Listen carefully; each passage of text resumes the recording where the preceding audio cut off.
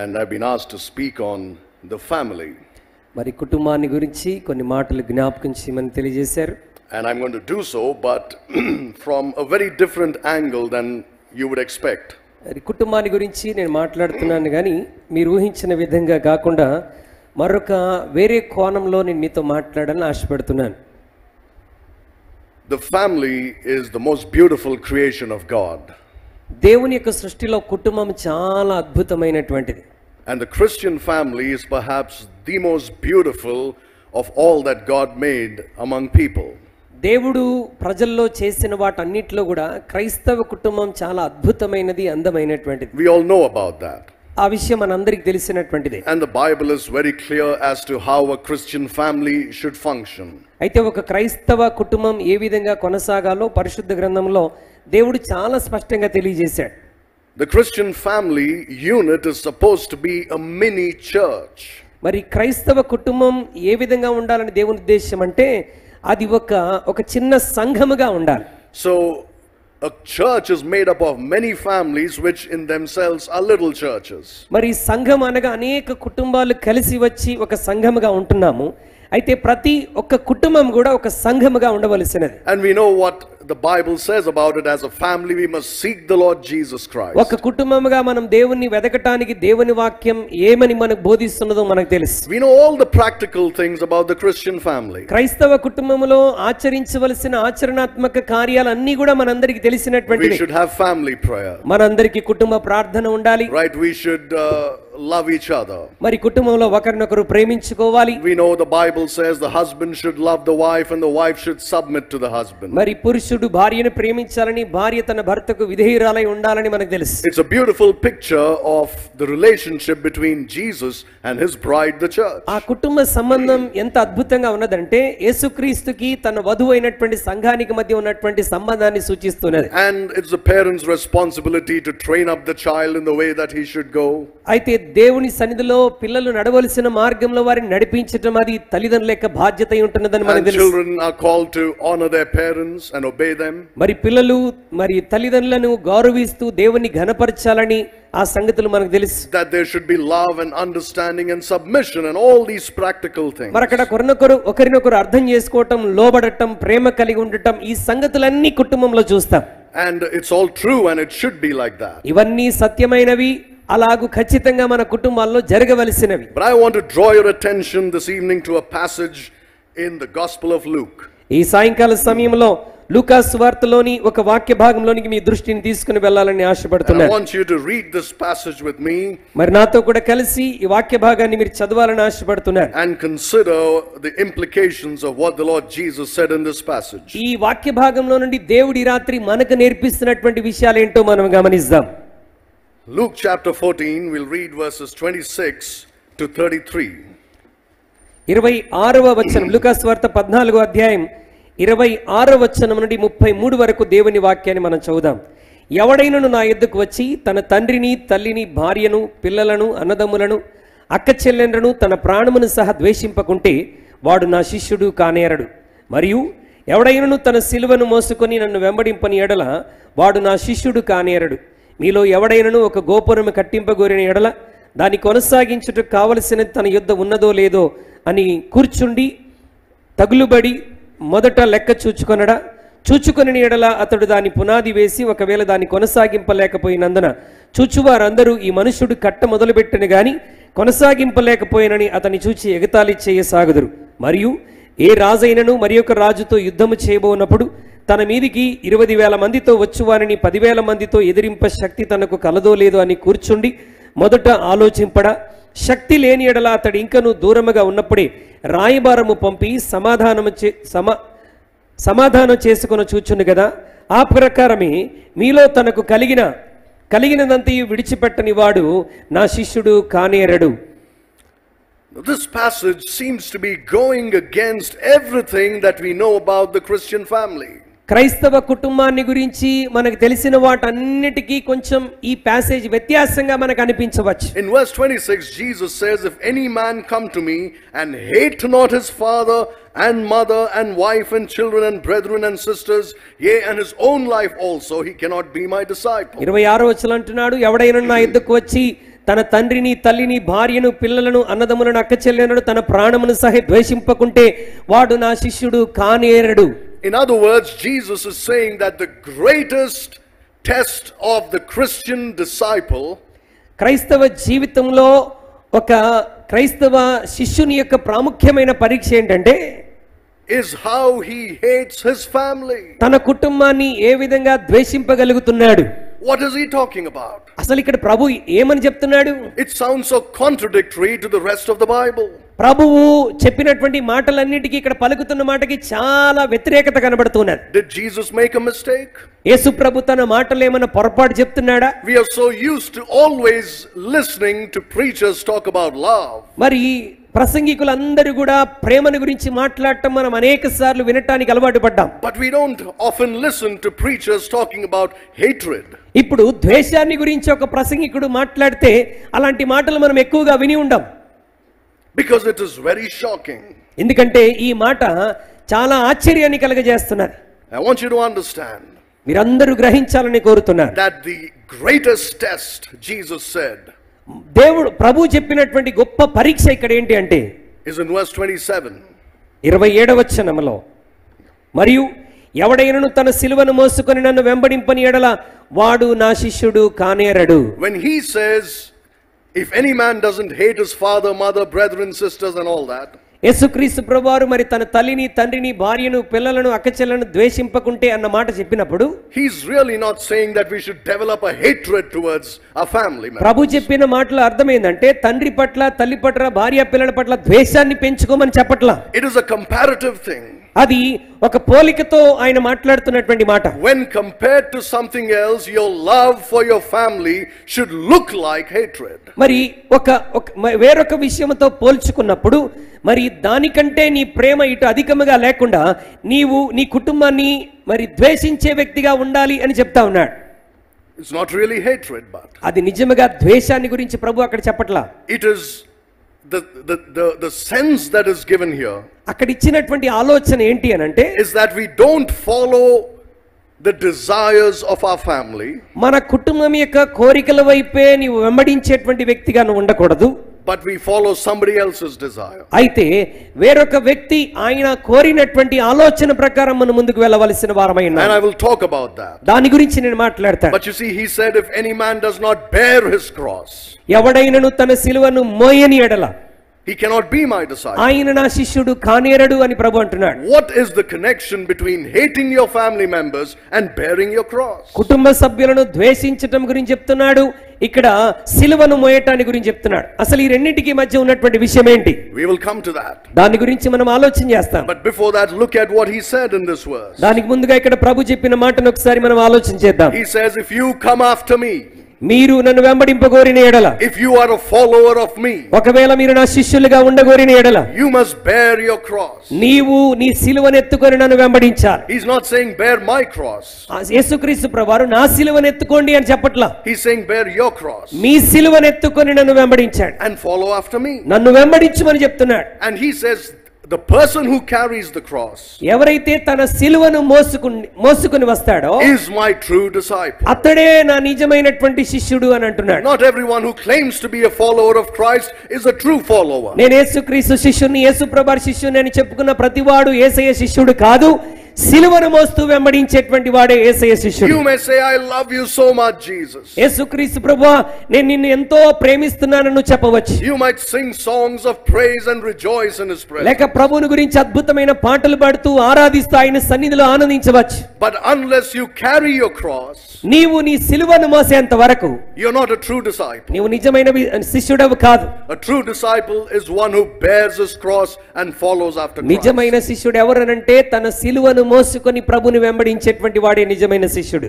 And again you might be thinking, so what is the connection between the family and this cross bearing as a disciple? అయితే ఇక్కడ నీవు ఆలోచన చేస్తూ ఉండవచ్చు, మరి కుటుంబాన్ని గురించి మాట్లాడుతున్నాడు, మరి ఇక్కడ సిలువను మోయటాన్ని గురించి మాట్లాడుతున్నాడు, ఈ రెండింటికి మధ్య సంబంధం ఏంటి అని ఆలోచించవచ్చు. We will come to that. దాని గురించి మనం తప్పకుండా ఆలోచన చేస్తాం. But before that, the question is, what does it mean to bear the cross? అయితే దానికి ముందుగా అసలు సిలువను మోయటం అంటే ఏంటో మనం నేర్చుకోవాలి. And to understand that, దాని గురించి మనం అర్థం చేసుకోవడానికి we must first realize what it does not mean. అయితే దాని గురించి అది ఏమి అర్థము కాదో దాన్ని ముందు తెలుసుకోవాలి. As I've said before, it doesn't mean that you are called to carry the cross of Christ. చూడండి, సిలువను మోయటం అంటే నిజముగా సిలువను మోసుకొని వెళ్ళటం అని కాదు. The cross of Christ is not what you are called to bear. యేసు ప్రభువారు మోసినటువంటి ఆ సిలువను నీవు మోయాలన్నటువంటి అర్థము కాదండి. That he already bore for you and me. ఆయన నీ కొరకు నా కొరకు ఆల్రెడీ ఆయన సిలువను మోసాడు. And that is the cross of salvation. అది మానవాళి రక్షణ కొరకు మోయబడినటువంటి సిలువ. And that he has already accomplished on that cross. ఆ సిలువను మోసి ఆ సిలువలో యేసుక్రీస్తు ప్రభువారు మనందరి కొరకు విజయాన్ని పొందుకున్నాడు. So it's not the cross of Christ that you are called to bear. అయితే యేసుక్రీస్తు మోసినటువంటి ఆ సిలువ మోయటానికి మనం పిలువబడలేదు. That's not what it means to bear the cross. దాని అర్థం అది కాదండి. Secondly, రెండవది, it does not mean that you suffer for your mistakes. రెండవది, నీవు చేసినటువంటి పొరపాటుల కొరకు నీవు శ్రమ అనుభవించాలి అని అర్థము కాదు. Many times Christians suffer because of the mistakes they make. చాలా మంది క్రైస్తవులు వారి జీవితంలో చేసిన పొరపాటులకు వారి జీవితంలో శ్రమ అనుభవిస్తారు. And when that suffering comes, ఆ శ్రమ వారి జీవితంలో వచ్చినప్పుడు they will say, "Oh, look at me, I'm suffering as a Christian. ఇదిగో నేను క్రైస్తవుడిగా ఎన్నో శ్రమలు అనుభవిస్తున్నాను" అని చెప్పుకుంటారు. Oh, this is my cross that God has given me to bear. ఇదిగో ఇదే నా సిలువ, ఈ శ్రమయే నా సిలువ, ప్రభు నన్ను ఈ సిలువ మోయమని చెప్తున్నాడని గొప్పగా చెప్పుకుంటారు. No, my friend. అది కాదండి. That is not a cross that God has given you to bear. That's because of your mistakes that you అది suffer. దేవుడు నీకు మోయమని ఇచ్చినటువంటి సిలువ కాదు. ఈ శ్రమ నీకు ఎందుకు వచ్చిందంటే నీవు చేసిన పొరపాటులను బట్టి నీకు శ్రమ వచ్చింది. Look at 1 Peter chapter 2. మొదటి పేతురు పత్రిక 2వ అధ్యాయంలోనికి ఒకసారి రండి. 1 Peter chapter 2 and verse 20. మొదటి పేతురు పత్రిక 2వ అధ్యాయం 20వ వచనాన్ని నేను చదువుతున్నాను. తప్పిదమునకై దెబ్బలు తినినప్పుడు మీరు సహించిన ఎడల మీకేమి ఘనము? మేలు చేసి బాధపడినప్పుడు మీరు సహించిన ఎడల అది దేవునికి హితమగును. ఇందుకు మీరు పిలువబడితిరి. So it is no glory if you suffer for your faults. నీవు చేసినటువంటి తప్పిదములకై నీవు శ్రమ అనుభవిస్తే అది గొప్ప సంగతి కాదు. And that is not the cross you are called to bear. అయితే నీవు మోయటానికి పిలువబడినటువంటి సిలువ అది కాదండి. So what does it mean as a Christian to bear the cross and be a follower of Christ? ఒక క్రైస్తవుడిగా నీవు నేను మన సిలువను మోస్తూ ప్రభు శిష్యులముగా వెంబడించటంలో ఉన్న అర్థం ఏంటి? What does the cross stand for? అయితే ఇక్కడ సిలువ అంటే దేని గురించి ప్రభు మాట్లాడుతున్నాడు? Many Christians are ignorant of the cross. చాలా మంది క్రైస్తవులు సిలువను గురించి ఏమీ తెలియని వారిగా ఉంటున్నారు. They think it's a beautiful article that they can wear, for cosmetic reasons. మరి ఒక సిలువ ఒక ఆభరణముగా ధరించడానికి అదొక అద్భుతమైన అందమైన వస్తువుగా కొంతమంది పరిగణిస్తారు. Some use it for ornamentation. కొంతమంది ఆభరణముగా దాన్ని ఉపయోగిస్తారు. They don't realize that it's a symbol of a curse. ఆ సిలువ అనేటువంటిది శాపానికి గుర్తుగా ఉన్నది అన్నటువంటి విషయం చాలా మందికి తెలియదు. The Bible says in Galatians 3:13, "Cursed is everyone which hangeth on a tree." మరి సిలువ మీద మ్రాణుపై వేలాడబడినటువంటి వాడు శపించబడిన వాడని దేవుని వాక్యం జ్ఞాపకం చేస్తుంది. So it's not something that you can wear as an ornament. You see, you're ignorant if you do that. ఇదొక ఏదో అద్భుతమైన ఆభరణముగా ధరించడానికి కాదండి. దాని విషయంలో మనం అమాయకులుగా ఉండకూడదు. It's a symbol of a curse. అది ఒక శాపానికి గుర్తుగా ఉన్నటువంటిది సిలువ. Because Christ became a curse for us when he bore the curse of the law on the cross. ఎందుకనగా మన కొరకు యేసుక్రీస్తు ప్రభువారు సిలువ మోసినప్పుడు ఆ సిలువ మీద ఆయన మన కొరకు శాపముగా మారాడు. So what does it mean for the Christian to bear the cross? ఒక క్రైస్తవుడిగా నీవు నేను మన సిలువ మోయాలి అంటే అర్థం ఏంటి? You see, basically the cross stands for shame, for pain, for suffering and for death. సిలువ యొక్క అర్థం ఏంటి? దేని కొరకు నిలబడుతుంది అంటే అవమానము, నింద, సిగ్గు, శ్రమ అనుభవించటం and ultimately death. మరి ముగింపులో మరి మరణమును ఎదుర్కోవటం సిలువ అంటే. So when a Christian is called to bear his cross, అయితే ఒక క్రైస్తవుడు ప్రతిదినం సిలువ మోయటానికి పిలువబడితే he is called to bear shame for the name of Jesus. అనగా ఎందుకొరకు పిలువబడ్డాడు? యేసుక్రీస్తు నామము కొరకు అవమానం పొందటానికి పిలువబడ్డాడు. Pain for the name of Jesus. యేసుక్రీస్తు నామము కొరకు బాధను అనుభవించడానికి పిలువబడ్డాడు. Suffering for the name of Jesus. యేసుక్రీస్తు నామము కొరకు శ్రమ అనుభవించడానికి పిలువబడ్డాడు. Rejection for the name of Jesus. యేసుక్రీస్తు నామము కొరకు తృణీకరించబడటానికి పిలువబడ్డాడు. And death for the name of Jesus. యేసుక్రీస్తు నామము కొరకు మరణం పొందటానికి పిలువబడ్డాడు. And this death that I'm talking about doesn't have to be necessarily physical death. నేను మాట్లాడుతున్నటువంటి మరణము ఖచ్చితంగా శరీర సంబంధమైన మరణం అని చెప్పుకోని అవసరం లేదు. Paul said we die daily. పౌలు మాట్లాడుతుంటాడు, నేను దినదినము చనిపోవచ్చున్నాను అంటాడు. How can we die daily and still be alive? మనము ప్రతిరోజు చనిపోతూ ఎలా బ్రతుకుతున్నాం? You see, when we bear suffering for Jesus, యేసుక్రీస్తు కొరకు మనం శ్రమను అనుభవిస్తున్నప్పుడు, when we endure it for his sake, మనము ఆయన నామ ఘనత కొరకు శ్రమ పడుతున్నప్పుడు, and when we embrace it for his glory, ఆయన మహిమ కొరకు ఆ శ్రమను మనం కలిగి ఉన్నప్పుడు, it's like we are dying. అనగా దాని అర్థం ఏంటంటే మనం ప్రభు కొరకు చనిపోతున్నాం. We are bearing our cross. మనం మన సిలువను మోస్తూ ఉన్నాం. Now going back to that passage that we were considering, మనం చదివినటువంటి లేఖన భాగంలోనికి మనం వెళ్తే, now let us see what the connection is between the family and the cross. ఈ సిలువను మోయటానికి మరి కుటుంబానికి మధ్య ఉన్నటువంటి సంబంధం ఏంటి? Jesus is saying this. యేసుక్రీస్తు ప్రభువు ఇలా అంటున్నాడు, if you love your family more than me, నీవు నాకంటే నీ కుటుంబమును ఎక్కువగా ప్రేమించినట్లయితే, you are not worthy of me. నీవు నా విషయంలో అర్హుడవు కాదు. So it doesn't really mean you start hating your family members. దాని అర్థం ఏంటంటే నీ కుటుంబస్తుల్ని ఈ రోజు నుంచి ద్వేషించాలి అని అర్థం కాదు. But it means that your love for the Lord should be so great. దేవుని పట్ల నీ ప్రేమ కుటుంబము కంటే అధికముగా ఉండాలి అని అర్థం. That the love that you have for your family would look like hatred really. అలా చేసినప్పుడు నీ కుటుంబం పట్ల నువ్వు ద్వేషం కలిగి ఉన్నావు, ఎక్కువగా దేవుని ప్రేమిస్తున్నావు అని అర్థం. When you do that, నీవు అలా చేసినప్పుడు do you know what's going to come to you? ఏమి జరుగుతుందో తెలుసా? You're going to suffer. నీవు ఖచ్చితంగా శ్రమ అనుభవిస్తావు. You're going to experience pain. దేవుని ఎక్కువగా ప్రేమిస్తూ కుటుంబాన్ని ద్వేషిస్తున్నామన్న అవగాహన కలిగినప్పుడు మనము బాధను అనుభవిస్తాం, శ్రమను అనుభవిస్తాం. It's not easy to love Jesus more than we love our families. మన కుటుంబాన్ని ప్రేమించిన దానికంటే అధికముగా మన రక్షకుడైన యేసును ప్రేమించడం అంత సులభం కాదండి. When we try to do that, మనం అలా చేయటానికి ప్రయత్నం చేసినప్పుడు you will experience what it means to bear your cross.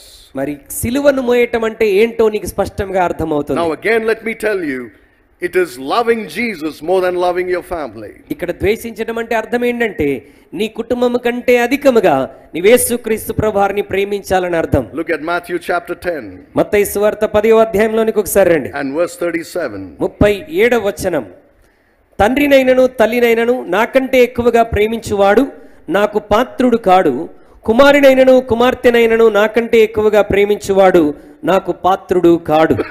Now look at verse 38. తన సిలువనెత్తుకొని నన్ను వెంబడించిన వాడు నాకు తన సిలువనెత్తుకొని నన్ను వెంబడింపని వాడు నాకు పాత్రుడు కాడు. So what the Lord is talking about is very clear. ఇక్కడ ప్రభు చెప్తున్నటువంటి విషయం చాలా స్పష్టంగా ఇక్కడ ఉన్నదండి. Yes, we must love our families. మనం మన కుటుంబాలను ప్రేమించాలి. But our love for Jesus must exceed our love for the family. అయితే యేసుక్రీస్తు ప్రభు పట్ల మనం చూపిస్తున్నటువంటి ప్రేమ కుటుంబం కంటే కూడా అధికముగా ఉండాలి. Now think about this. దీని గురించి ఆలోచించండి. Think about the kind of love a husband should have for his wife. ఒక భర్త తన భార్య పట్ల కలిగి ఉండవలసిన ప్రేమను గురించి ఆలోచించండి. What does it say in Ephesians chapter 5? ఎఫెసీ పత్రిక 5వ అధ్యాయంలో వాక్యం ఏమని సెలవిస్తున్నది? It says, husbands, love your wives even as Christ loved the church and gave himself for her. పురుషులారా మీ భార్యలను ప్రేమించని క్రీస్తు మరి సంఘమును ప్రేమించి తన కొరకు తన్ను తాను ఎలా అప్పగించుకున్నాడో అలాగూ మీరు భార్యలను ప్రేమించండి అన్నాడు. Think about that. దాని గురించి ఆలోచించండి. We are not called to love our wives as Adam loved his wife. మరి ఆదాము తన భార్యను ప్రేమించినట్టుగా మనం ప్రేమించాలని పిలువబడలేదు. Because Adam's love was like this. He died with his wife. మరి ఆదాము యొక్క ప్రేమ ఎలా ఉన్నదంటే తన భార్యతో కూడా తను కూడా ఆత్మీయంగా చచ్చిపోయాడు.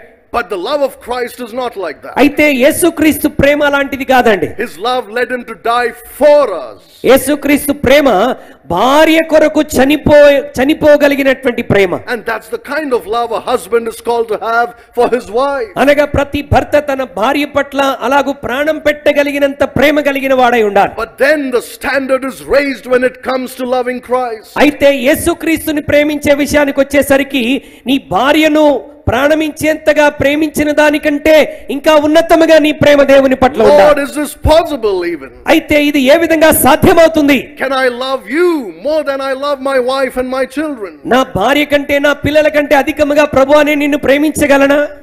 Well, humanly speaking, it is not possible. మానవరీత్యా ఆలోచన చేస్తే అది అసాధ్యం. But if we are willing to love the Lord, అయితే నువ్వు క్రీస్తును ప్రేమించాలన్న వాంఛ నీలో కలిగి ఉంటే He certainly will help us to love Him through the Holy Spirit. పరిశుద్ధాత్మ సహాయం ద్వారా ప్రభువుని అందరికంటే ఎక్కువగా ప్రేమించడానికి ఆయన మనకు సహాయం చేస్తాడు. And when we love Him the way He ought to be loved, ఆయనను ఎలా ప్రేమించాలో అలా ప్రేమించటం మనం మొదలు పెడితే it will look like you hate your family. అది ఎలా కనబడుతుందంటే ఈయన కుటుంబాన్ని ద్వేషిస్తున్నట్టుగా కనబడుతుంది, ఎందుకంటే ప్రభువుని ఎక్కువగా ప్రేమిస్తున్నాడు కాబట్టి.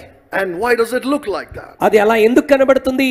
Because at that point it's not the desires of your family that you follow. అనగా ప్రభుని ప్రేమించే విషయంలో నీ కుటుంబం యొక్క కోరికలు ఆలోచనలు నువ్వు అధికముగా వెంబడించటం లేదు గాని, but you follow the desires and the will of God. నీవు దేవుని కోరికను దేవుని ఆలోచనను వెంబడించడానికి ఇష్టపడుతున్నావు. There are some examples that I would like to give you from the Bible. పరిశుద్ధ గ్రంథం నుండి కొన్ని ఉదాహరణలు మీకు ఇవ్వాలని ఆశపడుతున్నాను. And based on these, let's see how we are called to love Jesus more than we love our family. ఈ ఉదాహరణల ఆధారం చేసుకొని మనం మన కుటుంబం కంటే యేసుక్రీస్తు ప్రభువుని అధికముగా ఎలా ప్రేమించాలో మనం తెలుసుకుంటాం. Look at Genesis chapter 29. ఆదికాండం 29వ అధ్యాయంలోనికి ఒకసారి రండి. Genesis chapter 29 and verse 30. ఆదికాండం 29వ అధ్యాయం 30వ వచనాన్ని దేవుని వాక్యాన్ని మనం చదువుకుందాం. యాకోబు రాహేలును కూడెను, మరియు అతడు లేయా కంటే రాహేలును బహుగా ప్రేమించి అతనికి మరి 7 ఏండ్లు కొలువు చేసెను. Now this doesn't look like a very good example, right? ఇదొక అద్భుతమైన ఉదాహరణగా మనకు కనబడదు. But there, yes, it is not a great example. ఇది నిజంగానే ఒక గొప్ప ఉదాహరణ కాకపోవచ్చు. But there is something we can learn from this. అయితే ఇక్కడ నుంచి మనం నేర్చుకోవాల్సినటువంటి విషయం ఒకటి ఉంది. Well, just as Jacob loved Rachel more than he loved Leah, మరి లేయా కంటే అధికముగా యాకోబు రాహేలును ఎలా ప్రేమించాడో we are called to love Christ more than we love our families. మన కుటుంబం కంటే అధికముగా మన ప్రభు అయినటువంటి యేసయ్యను మనం ప్రేమించాలి. Now again, that doesn't sound like a very good example, but I'll explain. అయినా కూడా అది వినటానికి అంత వినసొంపుగా అనిపించకపోవచ్చు, కానీ నేను మీకు వివరిస్తాను. Now you see, Jacob served 7 years యాకోబు 7 సంవత్సరాలు కొలువు చేశాడు for Rachel.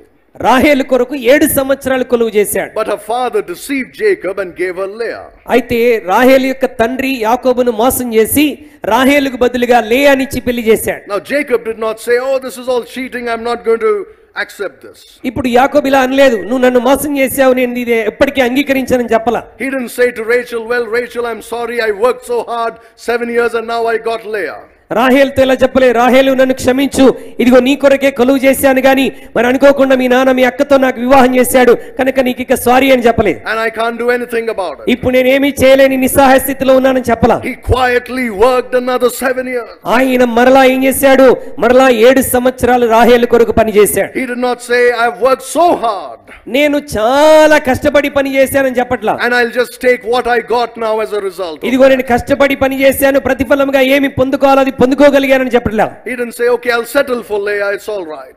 ఇదో జరిగిందేదో జరిగిపోయింది, ఇక లేయాతోనే జీవించేస్తానని చెప్పట్లేదు. He did not compromise. ఆయన అక్కడ సర్దుకుపోలేదండి ఆ విషయంలో. Even if he had to work again from the beginning for another 7 years. తాను ప్రేమించిన దానిని పొందుకోవడానికి మరలా 7 సంవత్సరాలు పని చేయవలసి వస్తే మరలా ఆరంభం నుండి 7 సంవత్సరాలు పని చేశాడు. And he did not say, "Okay, I'll just settle for this and shower all my love upon Leah."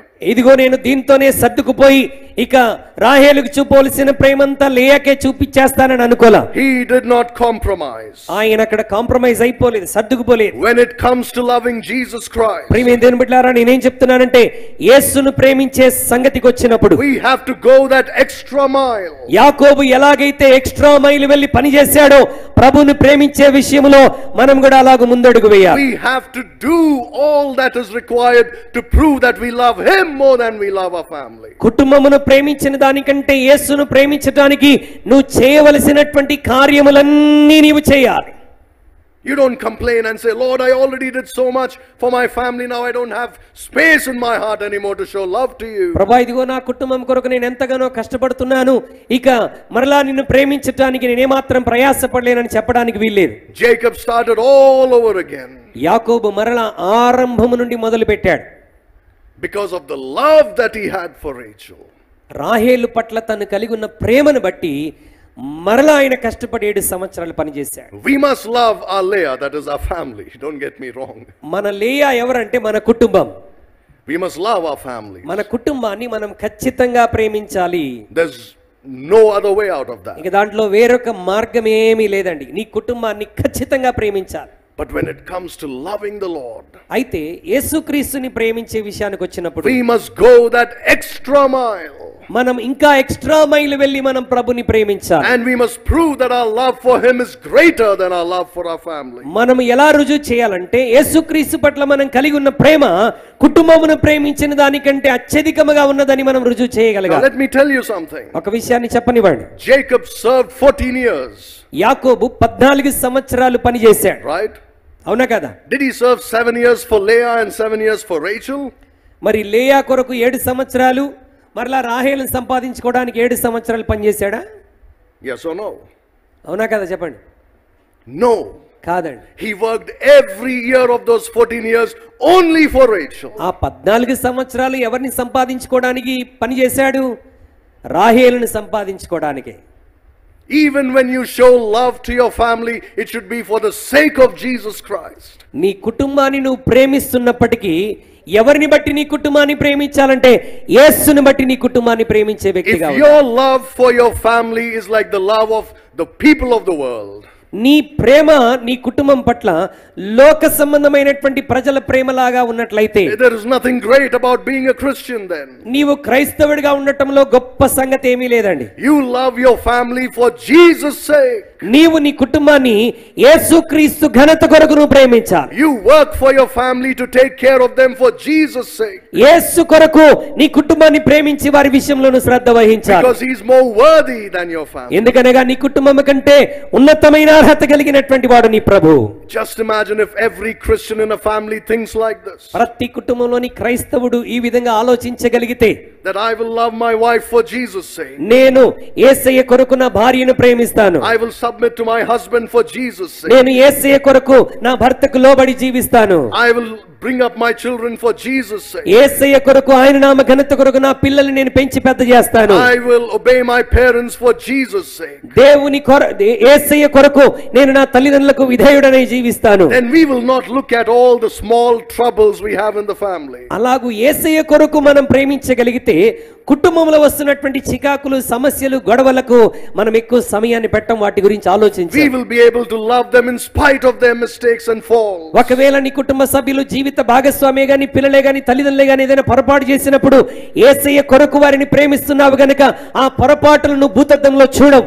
And just think, if every man thinks like this, their wives will never doubt them again. చూడండి, మరి అలాగూ ఆలోచన చేయగలిగితే భార్యలు ఎప్పుడిగా పురుషుల మీద అనుమానం కలిగి ఉండరు. Because you're faithful to your wife, not for her sake, but for Jesus' sake. ఎందుకనగా ఆమె కొరకు నీవు నీ భార్య విషయంలో నమ్మకస్తుడిగా లేవు, యేసయ్య కొరకు నీ భార్య విషయంలో నువ్వు నమ్మకస్తుడిగా ఉన్నావు. To honor him, to please him, to glorify him. ఆయనను ఘనపరచటానికి, ఆయనను మహిమపరచటానికి నీ కుటుంబానికి నువ్వు నమ్మకస్తుడిగా ఉన్నావు. We must be grateful to God for our families. ప్రియమైన దేవుని బిడ్డలారా, మన కుటుంబాలను బట్టి మనం దేవునికి నమ్మకస్తులుగా ఉండాలి, మన కృతజ్ఞత కలిగి ఉండాలి. We must love our families. మన కుటుంబాలను మనం ప్రేమించే వారమై ఉండాలి. But our love for Jesus must exceed the love that we have for the family. అయితే యేసుక్రీస్తు పట్ల నువ్వు చూపించే ప్రేమ నీ కుటుంబస్తులను ప్రేమించే దానికంటే అధికముగా ఉండాలి. But when you do this, ఎప్పుడైతే నీవు ఇలాగ చేస్తావో, do you know what that means? దాని అర్థం ఏంటో తెలుసా? That means you begin to bear your cross. దాని అర్థం ఏంటంటే నీవు నీ సిలువను మోస్తున్నావు అని అర్థం. Because it will be a painful experience. ఎందుకంటే అలా చేయటం కొంచెం బాధాకరమైనటువంటి విషయమే, బాధతో కూడిన విషయమే. You would ask, how can it be painful? Pastor గారు, అది బాధగా ఎలా ఉంటుందండి అని మీరు అడగవచ్చు. Just imagine your wife wants something, the Lord says you should do something else. నీ భార్య నిన్ను ఏదన్నా కోరుకున్నది, ప్రభు ఏమో వేరే కార్యం చేయమని చెప్పాడు. Or your husband wants you to do something and you want to obey the Lord. నీ భర్త ఏదో పని చేయమని చెప్పాడు, ప్రభు ఏమో ఇంకోటి కోరుకుంటున్నాడు. And you go ahead and obey the Lord. నీవు ఏం చేస్తావు? ఖచ్చితంగా నీ ప్రభువుకి ఖచ్చితంగా లోబడి విధేయత చూపిస్తావు. And what will be the result? దాని వలన వచ్చే ప్రతిఫలం ఏంటి? Probably your spouse will fight with you. బహుశా నీ జీవిత భాగస్వామి నీతో గొడవ పడవచ్చు. Or your children get angry with you. లేకపోతే నీ పిల్లలు వారు అడిగింది ఇవ్వనందుకు కోపం కలగవచ్చు. నా మానిటర్ పెంచండి. You have to bear that. నీవు దాన్ని సహించాలి. And you say, Lord, it's okay that I'm suffering for your sake. అప్పుడు నువ్వేం చెప్పాలి తెలుసా? ప్రభువా, నేను నీ నామ ఘనత కొరకు శ్రమ పడుతున్నాను, పర్వాలేదని చెప్పగలగాలి. Jacob worked silently for another 7 years. ప్రియ దేవుని బిడ్డలారా, యాకోబు మరి ఒక 7 సంవత్సరాలు తను ప్రేమించినటువంటి భార్య కొరకు పనిచేశాడు. Cannot we do that for our Lord Jesus who died for our sins? మన పాపముల కొరకు చనిపోయినటువంటి యేసయ్య కొరకు మనం ఆ కార్యాన్ని చేయలేమా? Jesus said, if anyone loves family more than me, he's not worthy of me. నాకంటే ఎక్కువగా తన కుటుంబాన్ని ప్రేమించేటువంటి వాడు నాకు అర్హుడు కాదని ప్రభు చెప్పాడు. If any man doesn't bear his cross and follow after me, he's not worthy of me. ఎవడైనను తన సిలువనెత్తుకొని నన్ను వెంబడింపని ఎడల వాడు నాకు పాత్రుడు కాడని ప్రభు చెప్తున్నాడు. Let me give you another example from the book of Deuteronomy. ద్వితీయోపదేశ కాండం నుండి మరొక ఉదాహరణ మీకు తెలియజేస్తాను. Deuteronomy chapter 13. ద్వితీయోపదేశ కాండం 13వ అధ్యాయం. We'll read verses 6 through 9. ద్వితీయోపదేశ కాండం 13వ అధ్యాయం 6 నుండి 9 వచనాలు మనం చదువుదాం. నీ తల్లి కుమారుడే గాని, నీ సహోదరుడే గాని, నీ కుమారుడే గాని, నీ కుమార్తెయే గాని, నీ కౌగిటి భార్యయే గాని, నీ ప్రాణ స్నేహితుడే గాని, భూమి యొక్క ఈ కొన మొదలుకొని ఆ కొన వరకు నీకు సమీపముగా ఉండినను, నీకు దూరముగా ఉండినను, నీ చుట్టూ నుండి జనముల దేవతలలో నీవును నీ పితరులను ఎరుగని ఇతర దేవతలను పూజింతము రమ్మని రహస్యముగా నిన్ను ప్రేరేపించిన ఎడల వారి మాటలకు సమ్మతింపకూడదు, వారి మాట వినకూడదు, వారిని కటాక్షింపకూడదు, వారి యందు జాలి పడకూడదు, వారిని మాటుపరచకూడదు, అవశ్యముగా వారిని చంపవలెను. చంపుటకు నీ జనులందరి ముందుగాను నీ చెయ్యి మొదట వారి మీద పడవలెను, రాళ్లతో వారిని చావగొట్టవలెను. ఏలయనగా ఐగుప్తు దేశంలో నుండి దాస్య గృహంలో నుండి నిన్ను రప్పించిన నీ దేవుడైన యెహోవా యొద్ద నుండి వారు నిన్ను తొలగింప యత్నించెదరు. అప్పుడు ఇశ్రాయేలులందరూ విని భయపడుదురు గనుక నీ మధ్య అట్టి దుష్కార్యమేమియు ఇక నువ్వు చేయకుందురు.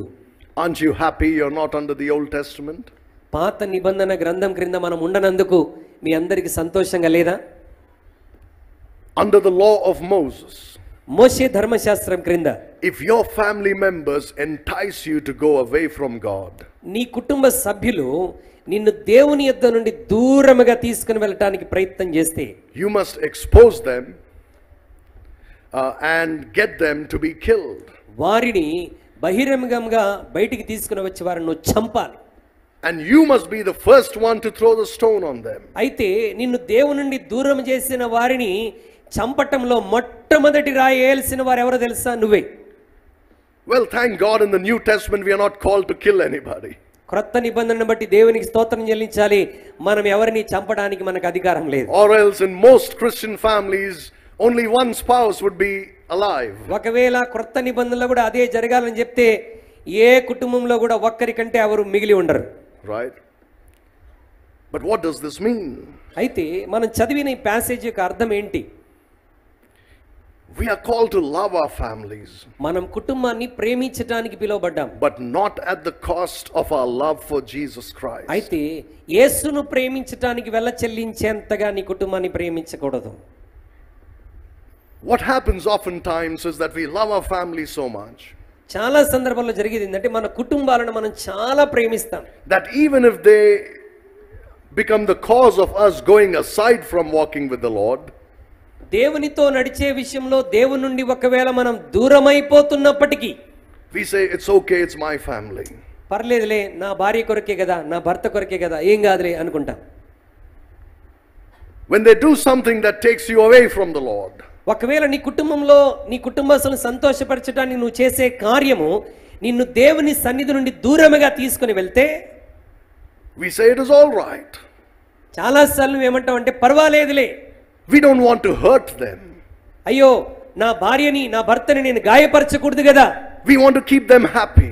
వారిని సంతోష పెట్టాలి కాబట్టి వారి సంతోషం కొరకు ఇలా చేస్తాం. So we say, oh, it's all right, it's okay, we'll do this because you want to do this, it's all right. గనక కుటుంబాన్ని సంతోష పెట్టాలి నువ్వు కోరుకుంటున్నావు కాబట్టి పర్వాలేదులే, నేను దేవునికి దూరం ఉన్నా, ప్రార్థనకు దూరం ఉన్నా పర్వాలేదు. But look at the standard that God gives to the Jews in the Old Testament. పాత నిబంధన గ్రంథంలో దేవుణ్ణి ప్రేమించే విషయంలో దేవుడు యూదులకు ఇచ్చినటువంటి ఆ కట్టడ నియమాలు ఒకసారి ఆలోచించాడు. Look at that. He says, you must love me so much మీరు నన్ను అధికముగా ప్రేమించాలి, that if your family takes you away from me, put them to death. నా ప్రేమ నుండి నీ కుటుంబస్తులు నిన్ను దూరం చేస్తే వారిని చంపాలి అని చెప్తున్నాడు. We don't do that today. Please remember that. గమనించండి, నేటి దినాల్లో కొత్త నిబంధన బిడ్డలమైనటువంటి మనం అలాంటి కార్యం చేయటానికి వీల్లేదు. In fact, we should try and please our family members. అయితే మనం మన కుటుంబస్తులను ప్రేమించి వారిని సరిచేయటానికి ప్రయత్నించాలి. Right, it's all right to please them when it's not something that affects our walk with Jesus. యేసు క్రీస్తుతో మన నడవడికలో లేకపోతే యేసుతో మన ప్రయాణంలో వారు అడిగింది ఇబ్బంది కలిగించకపోతే వారిని తప్పకుండా మనం తృప్తిపరచాలి. That's how we live happy and joyful lives, by pleasing each other. మరి అలా చేయటం ద్వారా ప్రభువుకి అభ్యంతరం కలగకుండా నీ కుటుంబాన్ని ప్రేమించడం ద్వారా నీ కుటుంబంలో ప్రేమ అధికమవుతుంది. But not at the cost of his word and his will.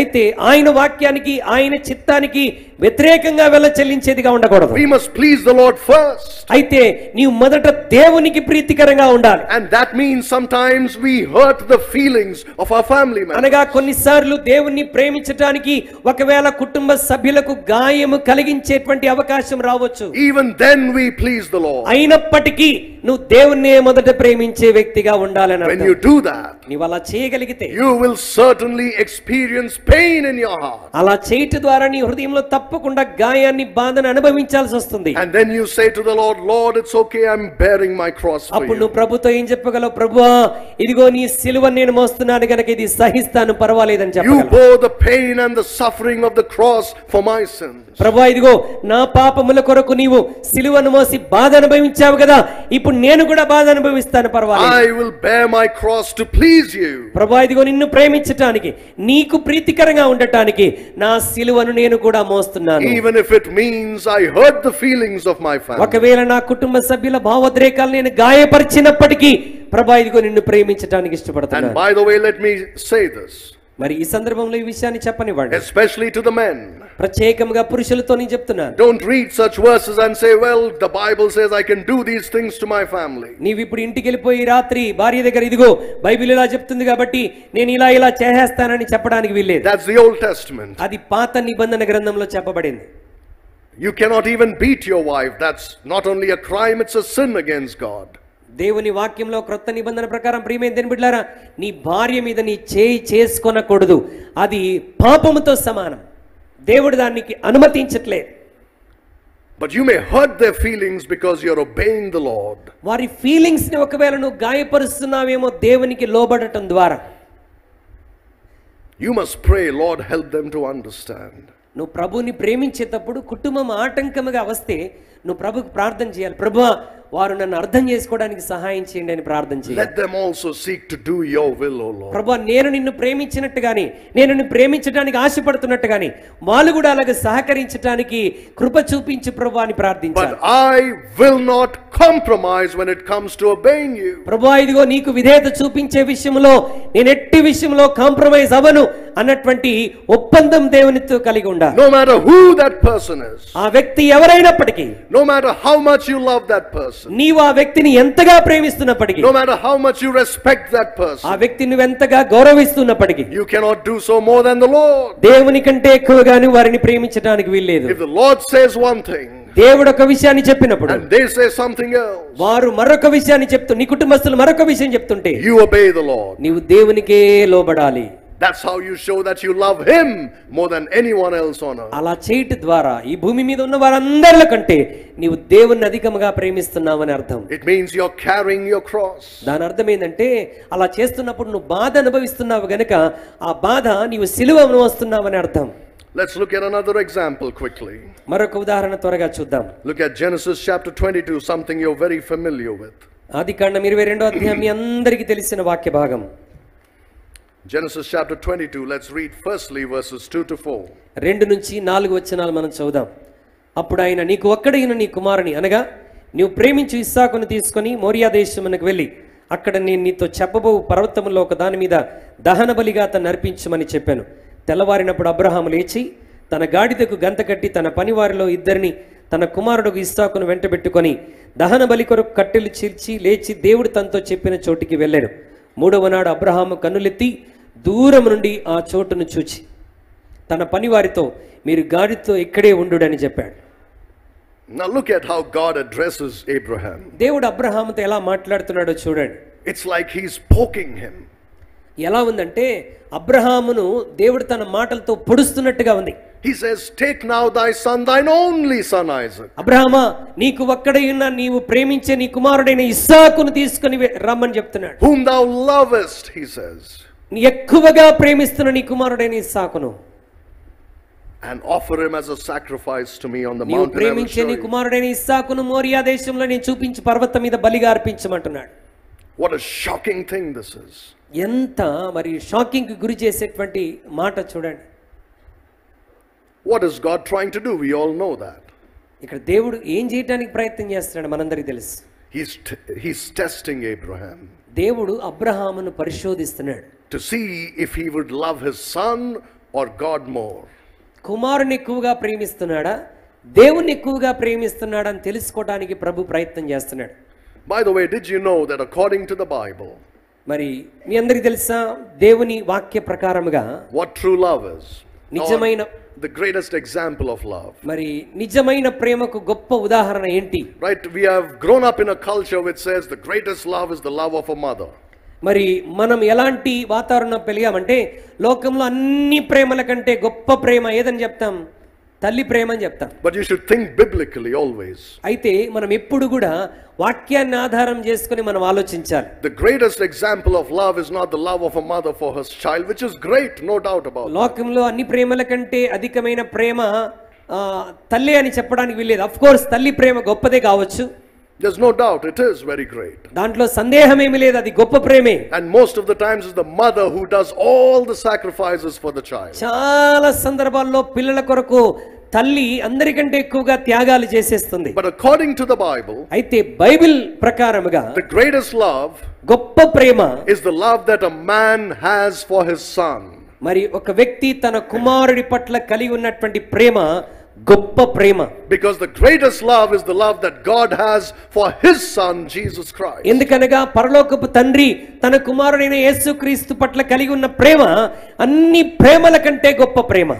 More than he could ever love you and me, his love is for his son Jesus Christ. నిన్ను నన్ను ప్రేమించడం కంటే అధికముగా తండ్రి తన కుమారుడైన యేసుక్రీస్తుని ప్రేమించాడు. He loves us because we are in Christ. మనల్ని దేవుడు ఎందుకు ప్రేమిస్తున్నాడంటే మనందరం యేసులో ఉన్నాము కాబట్టి మనల్ని ప్రేమిస్తున్నాడు. And he loves Christ. ఆయన క్రీస్తుని ప్రేమిస్తూ ఉన్నాడు.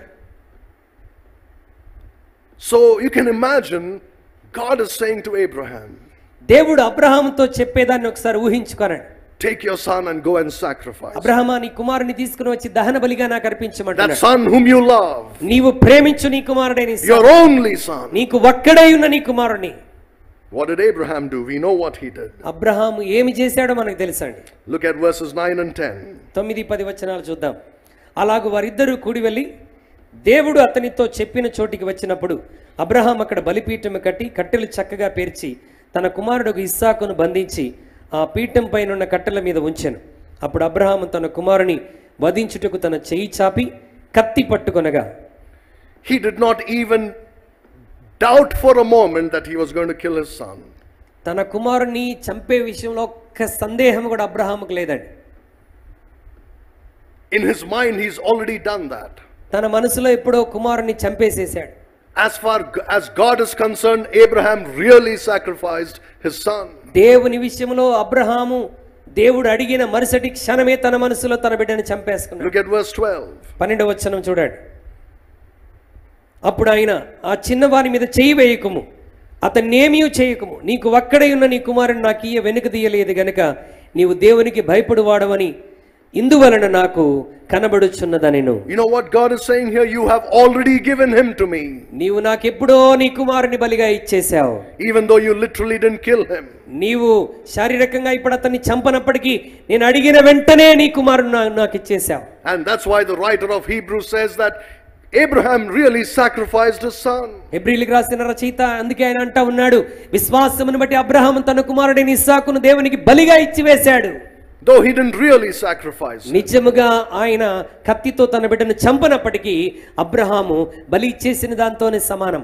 Abraham not only proved that he loved God more than he loved his son, తన కుమారుణ్ణి ప్రేమించడం కంటే అధికముగా అబ్రహాము దేవుణ్ణి ప్రేమించాడని రుజువు చేయటం మాత్రమే కాదు, but for 3 torturous days he carried his cross. మరి 3 భయంకరమైన బాధతో కూడినటువంటి దినాలు తను సిలువను మోస్తూ ప్రయాణం చేశాడు. From the day he took his son to the time he went to Moriah. దేవుడు తన్ను పిలిచినటువంటి దినం మొదలుకొని తన కుమారుని తీసుకొని మోరియా పర్వతానికి వెళ్ళటానికి 3 రోజులు పట్టింది. Took 3 days, right? So all 3 days he was bearing his cross. ఈ 3 రోజులు అబ్రహాము తన సిలువను మోస్తూ వెళ్తున్నాడు. He never had a doubt in his mind. తన మనసులో ఎక్కడా సందేహం రాలేదండి. Well, he believed that God will raise him back to life, no doubt. దేవుడు తన బిడ్డను తిరిగి లేపుతాడన్నటువంటి విశ్వాసం అబ్రహాముకున్న, దానిలో ఎలాంటి సందేహం లేదు. But that doesn't mean any father would be willing or any mother would be willing to sacrifice their child. దాని అర్థం ఏంటంటే ఏ తండ్రి అయినా తల్లైనా ఇక దేవుడు అడగగానే తన బిడ్డని దహన బలిగా అర్పించేస్తాడని అనుకోవడానికి వీల్లేదు. Just because you believe he will raise him up anyway. మరి నేను దేవుని విశ్వసిస్తున్నాను కాబట్టి నేను నా బిడ్డను చంపుకున్నా దేవుడు తిరిగి లేపుతాడులే అని అనుకోవడానికి వీల్లేదు. That shows you how much Abraham loved and feared God. ఇక్కడ మనకు అర్థమవుతుంది ఏంటంటే దేవుని అబ్రహాము ఎంత అధికముగా ప్రేమిస్తున్నాడో మనకు అర్థమవుతుంది. We cannot even understand this. దానిని మనం ఏమాత్రం అర్థం చేసుకోలేం.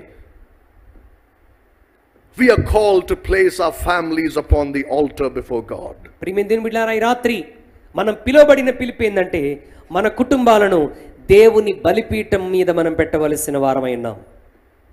We bring our whole family and say, Lord, my family is upon the altar before you. కుటుంబం అంతటిని బలిపీఠం మీద పెట్టి, ప్రభువా ఇదిగో నా కుటుంబం అంతటిని నీకు అర్పిస్తున్నాను. I'm willing to bear my cross. నా సిలువను మోయటానికి నేను ఇష్టపడుతున్నాను. To prove that I love you more than I love my family. నా కుటుంబం అంతటి కంటే నిన్నే ఎక్కువగా ప్రేమిస్తున్నాను రుజుపరచటానికి ఇదిగో నా కుటుంబాన్ని బలిపీఠం మీద పెట్టి నా సిలువను మోస్తున్నాను. What a difficult thing it is to prove to the Lord that we love him more than we love our families. మన కుటుంబం కంటే ఎక్కువగా మనం దేవుణ్ణి ప్రేమిస్తున్నామని రుజువుపరచటం అది ఎంత కష్టతరమైనదో తెలుసా? It's not easy. అదంత సులభం కాదండి. I'll give you one more example. Please look at the book of Judges. న్యాయాధిపతుల గ్రంథం నుండి మరొక ఉదాహరణ మీకు చూపించాలని ఇష్టపడుతున్నాను. The book of Judges chapter 11 న్యాయాధిపతుల గ్రంథం 11వ అధ్యాయం and verse 35. 35వ వచనాన్ని మనం చదువుకుందాం. కాబట్టి అతడు ఆమెను చూచి తన బట్టలను చింపుకొని, అయ్యో నా కుమారి, నీవు నన్ను బహుగా కృంగజేసితివి, నీవు నన్ను తల్లడింపజేయు వారిలో ఒకటివై ఉన్నావు, నేను యెహోవాకు మాట ఇచ్చి ఉన్నాను గనుక వెనుక తీయలేననగా. Verse 39. 39వ వచనం. ఆ రెండు నెలలు అంతమున ఆమె తన తండ్రి యొద్దకు తిరిగి రాగా అతడు తాను మ్రొక్కుకొని నా మ్రొక్కుబడి చొప్పున ఆమెకు చేసెను. I think this is the saddest story in the Bible. పరిశుద్ధ గ్రంథంలో ఇది చాలా దుఃఖముతో కూడినటువంటి సంఘటన. And the reason for that is because Jephthah, who sacrificed his daughter to keep his word to God. దానికి కారణం ఏంటంటే యెఫ్తా దేవునికి చేసుకున్నటువంటి మ్రొక్కుబడిని బట్టి తన కుమార్తెను దేవునికి బలి ఇవ్వాల్సి వచ్చింది. Was actually ignorant of God's word. మరి దేవుని వాక్యం సరిగా అర్థం చేసుకోలేని స్థితిలో ఉన్నాడు. Jephthah was ignorant of God's word. యెఫ్తా దేవుని వాక్యాన్ని గ్రహింపులేని స్థితిలో ఉన్నాడు. Jephthah did something very foolish because he did not know God's word. దేవుని వాక్యం తనకు సరిగా తెలియదు గనక ఒక వెర్రి పని చేశాడు. He said, whatever comes out of my house, I'll give it as a sacrifice. వెనక ముందు ఆలోచించకుండా ఏమని చెప్పాడంటే, నేను ఇంటికి వెళ్తున్నప్పుడు నా ఇంటిలో నుండి ఏది మొదటిగా బయటికి వస్తుందో అది నేను దేవునికి అర్పించేస్తానని చెప్పాడు. And unfortunately his daughter came out. అనుకోకుండా ఇంటిలో నుంచి బయటికి వచ్చింది ఎవరు? తన కుమార్తె బయటికి వచ్చింది. Now you should appreciate Jephthah for the fact that he obeyed that part of the law which says you must keep your oaths to the Lord. దేవునికి చేసుకున్న మ్రొక్కుబడిని చెల్లించే విషయంలో మనం నమ్మకంగా ఉండాలి అన్న మాటకు యెఫ్తా విధేయత చూపించాడు. దాని విషయంలో మనం యెఫ్తాను అభినందించవచ్చు. కానీ But the problem is he didn't know the other parts of the law of Moses. అయితే మోషే ధర్మశాస్త్రం యొక్క మిగతా వాక్యాలకు సరైన అవగాహన యెఫ్తాకు లేదు గనుక ఆయన సరిగా ప్రవర్తించలేదు. In Leviticus 5 it's very clear that you can redeem, whoever it is from being put to death because of your oath. లేవి కాండంలో మనం చూసినట్లయితే నీవు బలి అర్పిస్తాం దేవుని కొరకని ఎవరి గురించి అయినా మొక్కుకొని ఉంటే మరి వారికి బదులుగా వేరొక దాన్ని అర్పించి దాన్ని విడిపించుకొనవచ్చును అన్నటువంటి లేఖనము యెఫ్తాకు తెలియదు. If he had known the Bible, ఒకవేళ వాక్యం అతనికి సరిగా తెలిసుంటే his daughter would have been alive. తన కుమార్తెకు బదులుగా వేరొక దాన్ని బలి ఇచ్చేవాడు, తన కుమార్తె సజీవంగా ఉండేది. God doesn't want anybody to give human sacrifices to him. దేవుడు తనకు మనుషులను బలిగా ఇవ్వాలని కోరుకునేటువంటి వాడు కానే కాదండి. So he says, give an animal instead of the firstborn, for example. కనుక నీ ప్రథమ ఫలముగా పుట్టిన నీ బిడ్డలకు బదులుగా నీ ఒక పశువును నాకు బలిగా అర్పించవచ్చని దేవుడు చెప్పాడు. You can always redeem them with an animal. కనుక మన జీవితంలో మనుషులను బలివ్వాల్సి వచ్చినప్పుడు వారికి బదులుగా పశువులను అర్పించి వారిని విమోచించుకొనవచ్చు. Jephthah didn't know that. యెఫ్తాకి ఆ వాక్యం తెలియదు. It's very sad. చాలా విచారకరం. It's important that you as Christians should know God's word. క్రైస్తవుడిగా దేవుని బిడ్డలమైన మనకు దేవుని వాక్యాన్ని క్షుణ్ణముగా తెలుసుకోవటం చాలా అవసరం. Because if you try to please God in an unbiblical way, మరి వాక్యానికి వ్యతిరేకముగాను దేవుణ్ణి ప్రీతికరంగా జీవించాలని ప్రయత్నిస్తే your family will suffer because of your problem or because of your ignorance. నీ యొక్క అవిధేయతను బట్టి, నీ గ్రహింపు లేని శక్తిని బట్టి నీ కుటుంబం శ్రమల పాలవుతుంది. Yes, you must obey God.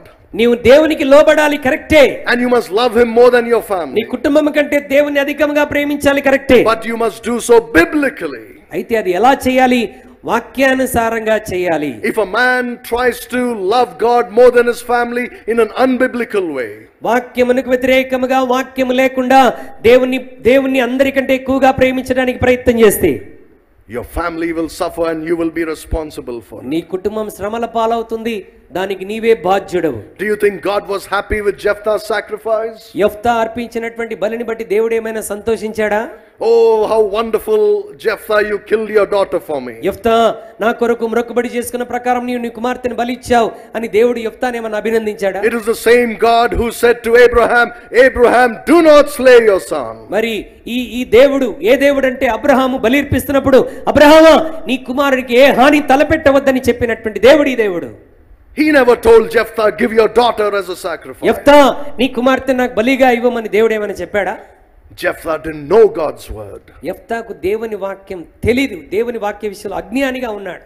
And the result was his daughter died. దానికి ప్రతిఫలం ఏంటంటే తన కుమార్తెను పోగొట్టుకున్నాడు. Men especially be careful. పురుషులారా దయచేసి జాగ్రత్తగా ఉండండి. You must know your word more than anybody else in your family. నీ కుటుంబంలో అందరికంటే ఒక కుటుంబ యజమానిగా నీకు దేవుని వాక్యం అంతా తెలిసి ఉండాలి. And you must lead your family biblically in loving God. నీవు కుటుంబ యజమానిగా నీ కుటుంబం అంతటిని దేవుని ఎలా ప్రేమించాలో నీవు నేర్పించాలి. And your love must be biblical. నీ ప్రేమ వాక్యానుసారమైనదై ఉండాలి. And your family will learn from you. అలా చేసినప్పుడు నీ కుటుంబం కూడా దేవుని ఎలా ప్రేమించాలో నీ దగ్గర నుండి నేర్చుకుంటారు. Many examples we can look at in the Bible, but I think these are enough. అనేకమైన ఉదాహరణలు చూడవచ్చు కానీ ఇవి చాలని నేను భావిస్తున్నాను. We are called to love Jesus Christ more than we can ever love our families. మన కుటుంబం కంటే అధికముగా మనం దేవుణ్ణి ప్రేమించడానికి మనం పిలువబడ్డాం. Even if it means working hard to prove our love for Christ. దాని అర్థం ఏంటంటే ప్రభుని ప్రేమించడానికి ఒకవేళ నీవు చాలా కష్టపడవలసి వచ్చినా, Even if it means hurting the feelings of our family. ఒకవేళ కుటుంబస్తుల భావోద్రేకాలను గాయపరచవలసి వచ్చినా, Even when it means that we bring our family and place them upon the altar before God. ఒకవేళ నీ కుటుంబం అంతటిని బలిపీఠం మీద పెట్టవలసి వచ్చినా, We must do it to show that we love God. దేవుణ్ణి అధికముగా ప్రేమిస్తున్నామని చూపించడానికి మన కార్యం చేయాలి. And we must do it biblically. అది వాక్యానుసారంగా మనం చేయాలి. When we do that, God is pleased and honored with our love. అలా వాక్యానుసారంగా మనం చేయగలిగినప్పుడు దేవుడు మన ప్రేమ విషయంలో ప్రీతి చెందిన వాడై ఘనపరచబడతాడు. And when we do that, God will take care of our families. మనం అలా దేవుణ్ణి అధికంగా ప్రేమించినప్పుడు నీ కుటుంబాన్ని దేవుడు తప్పకుండా చూసుకుంటాడు. You don't have to worry about all the problems in your family. నేను దేవునికి కుటుంబం కంటే అధికంగా దేవుని ప్రేమిస్తూ ఉంటే నా కుటుంబం పట్ల ఏంటి అని ఆలోచించాల్సిన అవసరం లేదు. నీ కుటుంబ విషయంలో అన్ని సమస్యలు దేవుడు చూసుకుంటాడు. Will he not take care of your family when you are dedicated to him and to him alone? సమర్పణ కలిగి దేవుని విషయంలో నీవు తీర్మానంతో ముందుకెళ్తున్నప్పుడు దేవుడు నీ కుటుంబాన్ని పట్టించుకోకుండా ఉంటాడా? How many times we hear Christians giving prayer requests? చాలా మంది క్రైస్తవులుగా మనం ప్రార్థన విన్నపాలిస్తూ ఉంటాం. It's always about some problem in the family. మన ప్రార్థనలన్నీ కూడా మన కుటుంబాల్లో వచ్చినటువంటి సమస్యల గురించి చెప్తూ ఉంటాం. My husband is a drunkard, he beats me. నా భర్త త్రాగుబోతూ త్రాగొచ్చి నన్ను కొడుతుంటాడు. Or it's some sickness in the family. నా కుటుంబంలో ఫలానా అనారోగ్యం ఉన్నది. Oh, the education of my children. మా పిల్లల యొక్క చదువులు చాలా కష్టంగా ఉన్నాయి. The problem with my house. మా యొక్క ఇంట్లో సమస్య ఉన్నది. Oh, my loans and my debts are killing me. నాకు అప్పులు ఉన్నాయి, చాలా లోన్స్ ఉన్నాయి, చాలా చచ్చిపోతున్నాను. Doesn't God know about all your problems? దేవుడికి నీ సమస్యలన్నిటి గురించి తెలియదంటారా? What does he ask of you? ఆయన నీ యొద్ద నుండి ఏం ఆశిస్తున్నాడు? Instead of worrying about your problems, నీ సమస్యల గురించి చింతించటం కంటే కూడా he says, take up your cross and follow me. నీ సిలువను మోసుకుని నన్ను వెంబడించమంటున్నాడు. And he will take care of all that. ఆయన మన కుటుంబం విషయంలో చొరవ తీసుకుంటాడు. You know what he said to Simon Peter? సీమోను పేతురుతో ప్రభు ఏమని చెప్పాడు తెలుసా? Lovest thou me more than all these? వీటన్నిటికంటే నీవు నన్ను ఎక్కువగా ప్రేమిస్తున్నావా? Follow me. నన్ను వెంబడించుము. 3 times he asked him. 3 సార్లు ప్రభు పేతురుతో చెప్పాడు. Then Peter looked at John and said, Lord, what about this man? పేతురుతో అలా చెప్తూ ఉంటే పేతురు ప్రభు వైపు తిరిగి అంటే, ప్రభువా ఇతని సంగతి ఏంటి అని యోహాను వైపు ఏలు చూపించి చెప్తున్నాడు. And the Lord says, why do you worry about him? నీవు ఆయన గురించి ఎందుకు ఆలోచిస్తున్నావు? You follow me. నీవు వచ్చి నన్ను వెంబడించమని చెప్పి, I will take care of him. అతని గురించి నేను పట్టించుకుంటాను, ఆయన గురించి నువ్వు ఆలోచించాల్సిన లేదు. That's what he says to you this evening. ఈ రోజు ప్రభు నీతో నాతో అదే చెప్తున్నాడు. He's asking you, do you love me more than these? ప్రభు అంటున్నాడు, వీరందరికంటే ఎక్కువగా నీవు నన్ను ప్రేమిస్తున్నావా? Then he says, follow me. ప్రభు నీతో అంటున్నాడు, అయితే నన్ను వెంబడించు. Don't worry about others. ఇతరుల గురించి, నీ వెనకాల ఉన్న వారి గురించి నువ్వు చింతించాల్సిన అవసరం లేదు. Don't worry about your problems. నీ సమస్యల గురించి చింతించని అవసరం లేదు. About your family members. నీ కుటుంబ సభ్యుల గురించి చింతించని అవసరం లేదు. If you love me, you follow me. నీవు నన్ను ప్రేమిస్తే నన్ను వెంబడించు. I will take care of them all. నీ కుటుంబ విషయంలో నేను శ్రద్ధ వహిస్తాను. Let us close our eyes for a few minutes. కొన్ని క్షణాలు మనం కళ్ళు మూసుకొని ప్రార్థన చేద్దాం.